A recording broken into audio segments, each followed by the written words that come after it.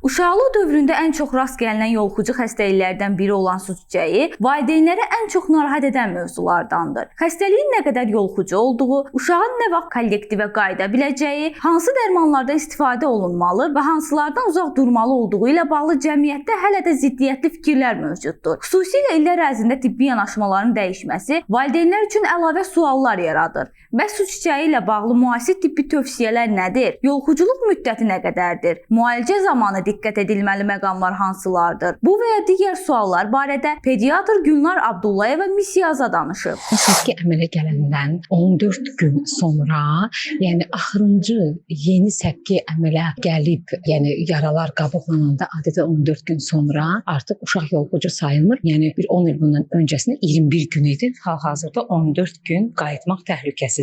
Əlavə olaraq xəstəlik zamanı səpkilərin qaşınması uşaqlarda narahatlıq yarada və dərinin zədələnməsinə səbəb ola bilər. Bu səbəbdən dırnaqların qısa saxlanması, dərinin təmiz və quru qalması, həmçinin həkim məsləhəti ilə sakitləşdirici təsirə malik vasitələrdən istifadə olunması vacibdir. Səpkilərin qaşınaraq zədələnməsi ikincili infeksiya riskini artıra bilər. Qeyd etmək lazımdır ki, ənənəvi üsullarla müasir vasitələr də bir-birindən fərqlənir.